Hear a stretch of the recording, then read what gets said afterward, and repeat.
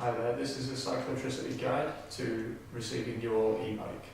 So today we're going to take you through how to unbox the bike and the tools required to put the bike together. So upon receiving the bike, you'll notice the box is rather large. It's about 25 kilos in weight, so if you're going to handle the bike, make sure to handle the bike with somebody else, because obviously it's very big and heavy and not to be handled on its own. You will need some tools to put the bike together once you've taken it out of the box. So even though it is a fully built boxed bike, in order to fit in the box, it needs to be slightly, the handlebars need to be to the side, and you need to fit the pedals in order to make it work.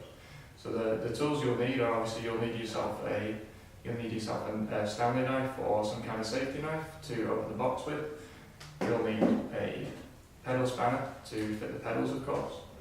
You'll need a 5mm Allen key to adjust the stem bolts on the steerer tube and the stem cap bolt. You'll also need a 4mm to adjust the handlebar reach for when the handlebars are straight. You'll need some spray grease or some copper grease or multi-purpose grease of any kind to fit the pedals to their threads, and that's just to stop them seizing into the holes on the threads.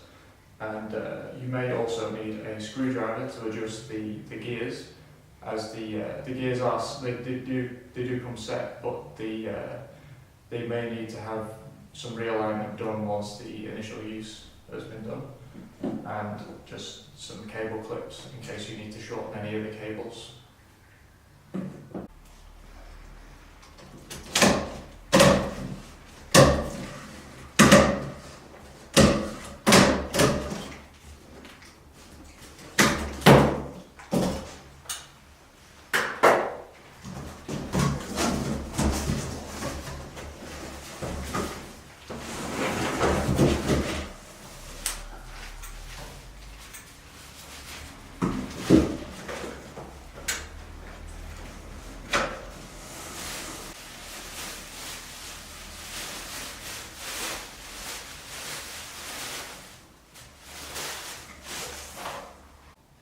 Now that you've unboxed the bike, you want to make sure the kickstand's down so that it's supporting its own weight.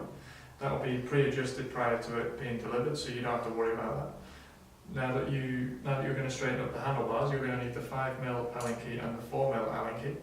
And you want to start by standing in front of the bike so that you can see the stem line up with the front wheel. And we're going to do that with the 5mm. So we'll just stand in front first. And then we'll loosen up the bolts holding the stem onto the steerer tube.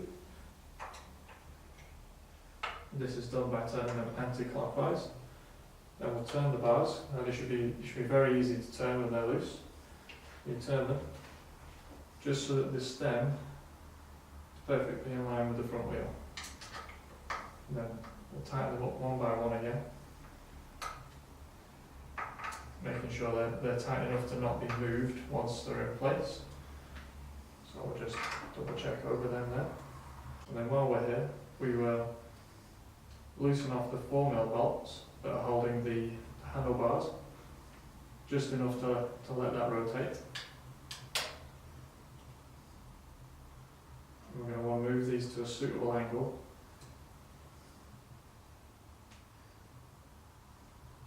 That's them set there. So we'll tighten those bolts back up.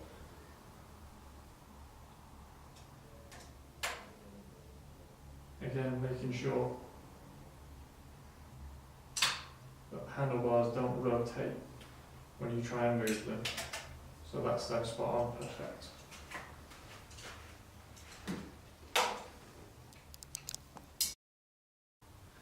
You will want to check the tyre pressures, even although from factory they do come at the correct pressure for the tyre. If you want to change the desired pressure, then you'll just need to undo the valve cap there and put your track pump, which is ideally the pump that you would use, put that on there. And then you want to make sure the tyre pressure is around 40 psi, although the maximum is 60. 40 is a recommended pressure, so put a bit more air in these ones.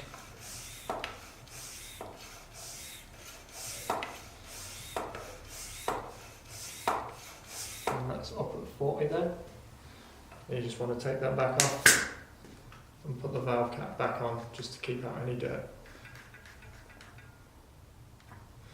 If you've ordered a bike outside of the UK, your bike will come with a front wheel not installed, so you will need to put the quick release in and install the wheel.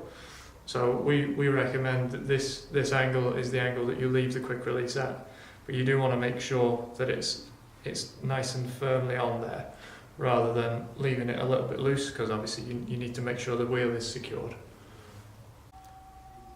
We're going to fit the pedals now. As you can see, one says L and one says R, and that's they identify for left and right.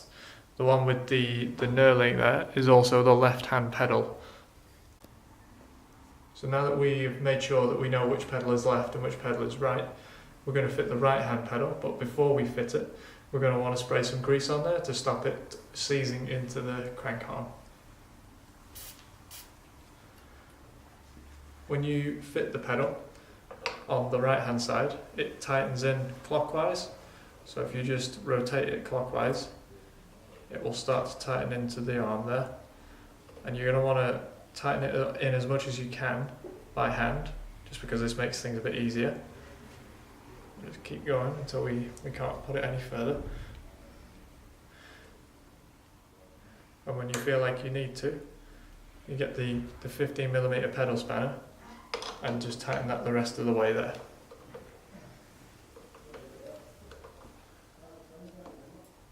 And you want to get it nice and tight at the end there, because you don't want that loosening off in use. So you're going to want to fit the non-drive side pedal now that we've fit the drive side. Again, spraying some grease on there. And this one goes in anti-clockwise, so you're going to want to slowly rotate the threads anti-clockwise to get them to seat.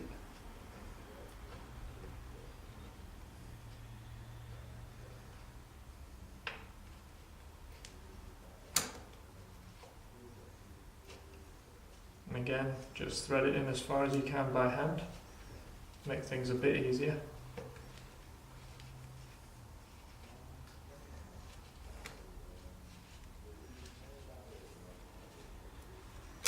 And use the pedal spanner when you feel like you need to just tighten it the rest of the way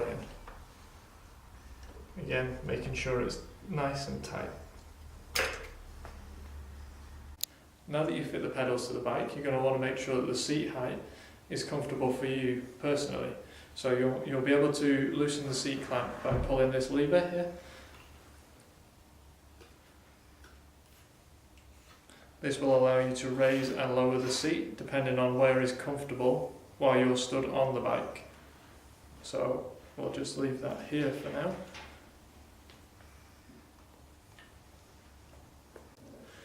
The last part we need to fit now is the battery so that you can power your system. So you need to line up the little grooves in the battery with the grooves on the holder there. And you'll know once it's on because it'll slide just down to the bottom of the holder there. And make sure to lock in your battery so that it doesn't bounce off the rails when you're cycling the bike.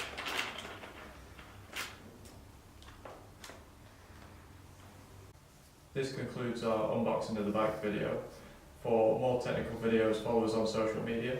And if you have any suggestions of any technical videos that you'd like to see, put that in the comments and we'll have a look at that. And thank you for watching.